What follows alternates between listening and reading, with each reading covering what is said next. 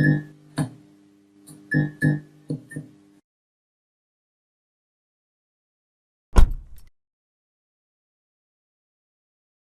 what's up guys? It's LP back with another review. Today, we're diving into the 2017 Mercedes-Benz A-Class, A180 to be exact. This one's a fully loaded spec. This Mercedes brings premium appeal to a compact segment with Mercedes quality and tech-packed features. So let's get right into it and see what makes the A-Class special and what you need to know if you're thinking about buying one of these as a used option. I want to give a huge shout out to KDG Impulse today for giving me this car for review. It's currently on sale there at the yard. Just go ask for Mwalimu and you'll be sorted. In this segment, the Mercedes A-Class is up against some serious players, starting with the Audi A3, a favorite for its polished interior, precise handling, and top-notch technology options. BMW 1 Series, known for its sporty rear-wheel drive layout, providing a more engaging driving experience. The Volkswagen Golf, a consistent benchmark for refinement, tech, and balanced driving dynamics. The Lexus CT 200H, a hybrid alternative with the Lexus premium build and reliability. Volvo V40. The V40 offers a Scandinavian take with safety features and a minimalist interior design. Each of these cars bring a unique appeal, but the Mercedes aims to capture drivers looking for brand prestige and luxury in a compact package. The 2017 A180 comes in a few trims, each catering to different buyers' needs. Here's a quick rundown.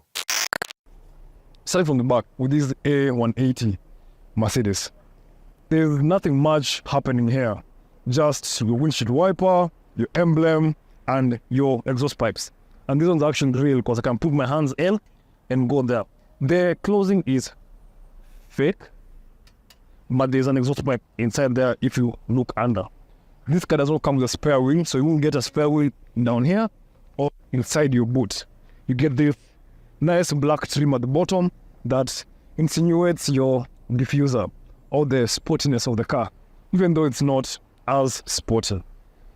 Opening the boot is just a flick of the wrist, and I like that the button is just under the emblem. Under that, you get your reverse camera that's covered, and it only pops when you engage reverse, which is nice, so keeps it clean. The whole look of this is weird for me.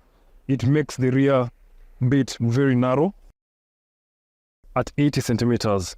At the top point where you can actually fit something, it's still around 90. After all, this car is marketed as people's first cars, so probably really young guys.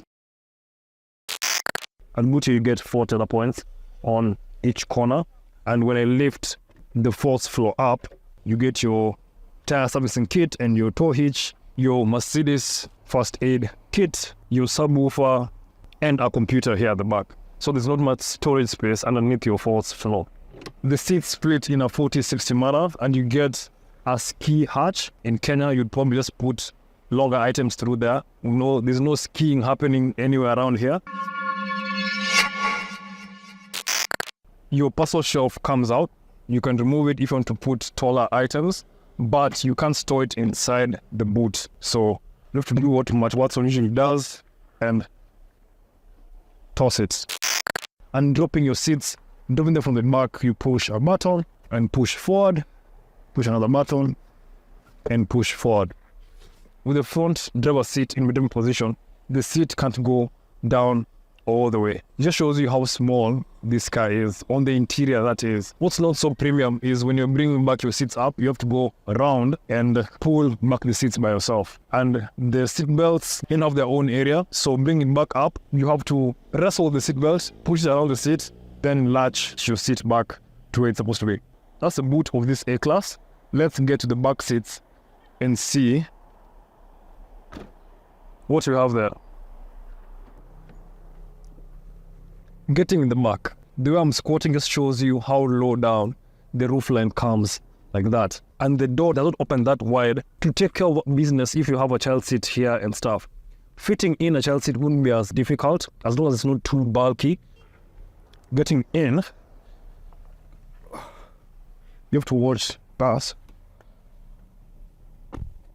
This is me behind my driving position. I actually thought this seat was much farther forward. I'm about 6 foot tall and my knees are on the seat. They're not digging on the seat, but they're touching the seat. For headspace, it's okay, but you get the roof curving down this side. So you find yourself, if you're 3 guys here at the back, you'll be forced to squeeze each other and be like that. I guess it's good if you want to sleep and you're tall, you just put your head then and nap.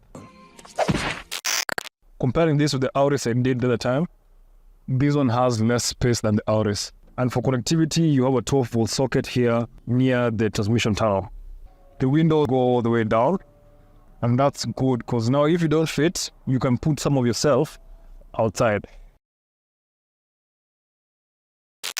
For materials, I definitely feel as if I'm in a more premium car because there's leather all around. But this is the high trim. You can get cloth seats and leather. But this is the top trim, so you get leather seats. At the back, they're not heated, but in the front, they're heated. For storage, you have small cup holders here on the door cards. You have netted back seats on both sides where you can put small items of stuff. And in the center bit, you have an armrest and cup holders that pop out in a very over-engineered way. Sitting here, the center seat is not bad. Just that if there are 2 other people on the other side and I was forced to take a lift in this car, I'd have to put my knees together and probably even move forward a bit. And I'd feel ashamed for asking for a lift and not just walking. Yeah, sad. Just smile and wave, boys. Smile and wave. What makes it a bit better is you get a sunroof with this specific car that I'm reviewing today, and it comes all the way till behind the front seats, so you can open it and have more light come into the car. That's the back seat. Let's get to the front seats and see what you have there.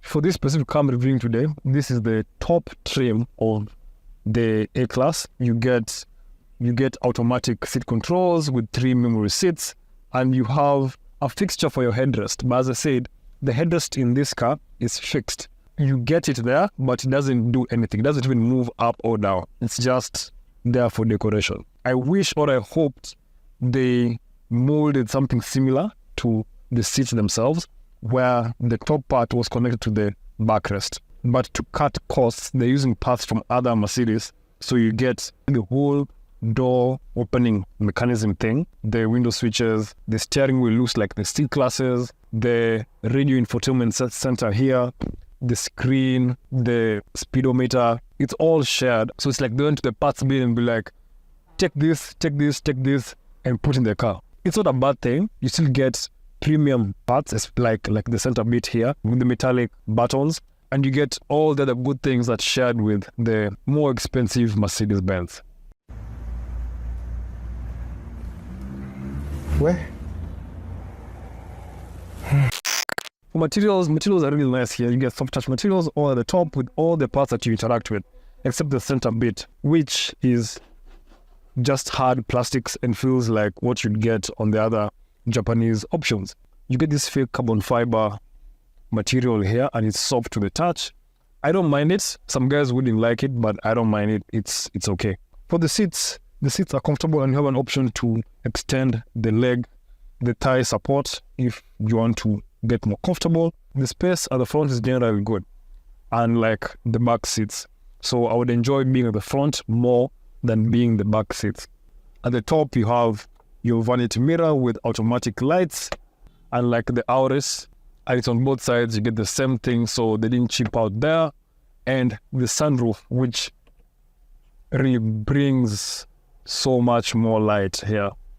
I think if you're buying this car secondhand, look for the one with the sunroof. It really changes the whole look of this car. And you can do this, lift the back up, which just makes it look much more sportier when it's rolling down the road, and tell everybody else that you're cooler than them while you're in your A-Class Mercedes. I'm better! I am better! The sound system in this specific one that I'm reviewing today is pretty good. You get Harman and Kay.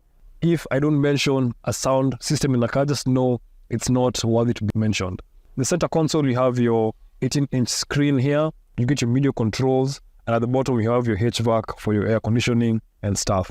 For storage, you have side door pockets, and the way you test them is if they can handle my big bottle. And the big bottle fits, but it's a tight fit, and you get a bit more space behind.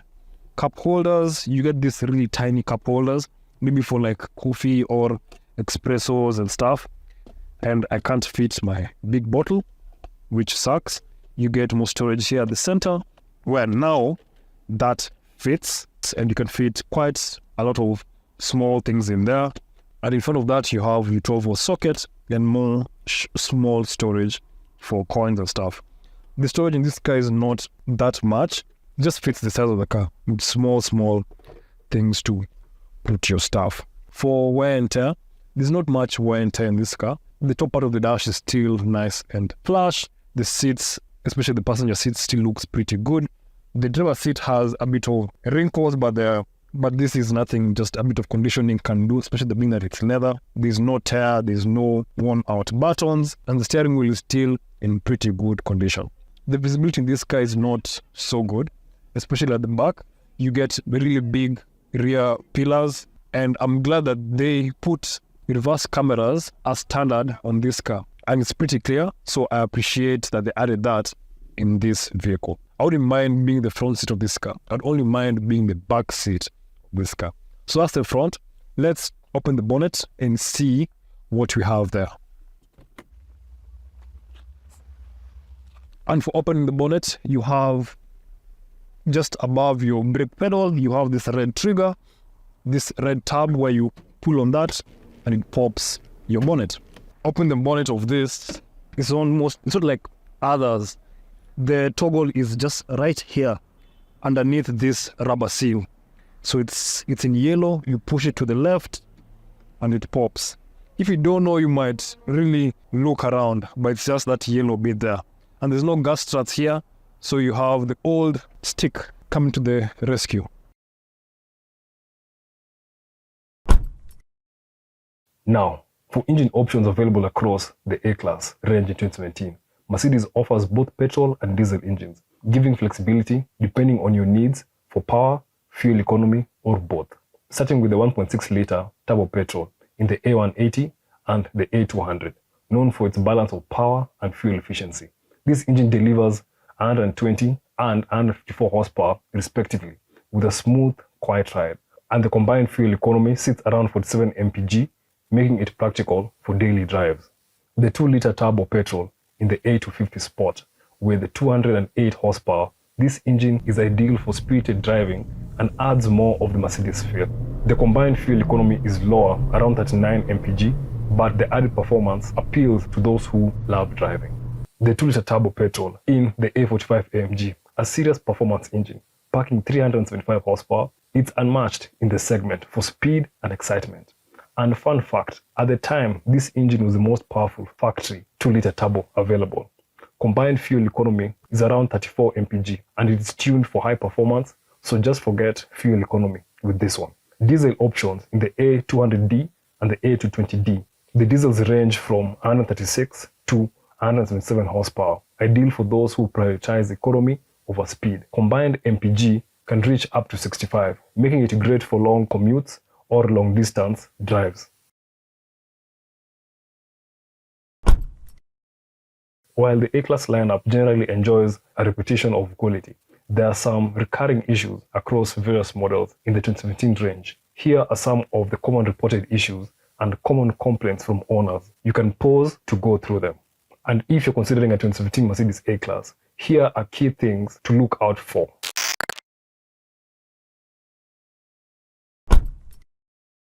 Interior quality. Even on the entry-level trims, the A-Class feels like a premium space.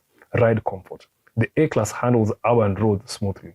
It's great for the city with supportive seats and good noise isolation. Safety. The car safety features are a big plus, and even though our roads and driving style clash with some of these systems, it's good to know you are kind of protected. Lastly, the sound system. The stock system sounds pretty good, and that's as much as I can say about it.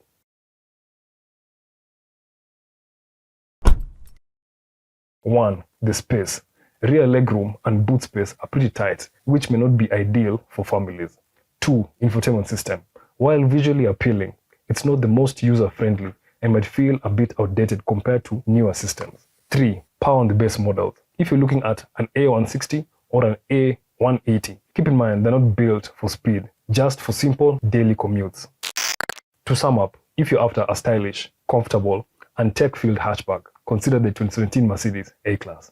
It's not the most spacious in its segment, and the entry-level models aren't for speedheads. But if you appreciate Mercedes' luxury feel in a compact package and can handle some expensive repairs and maintenance bills, the A-Class could be a solid choice. So if you own an A-Class or you're thinking about buying one of these as a used option, let me know in the comments below. And don't forget to like, subscribe, and hit that bell icon for more such reviews, and catch you guys on the next one.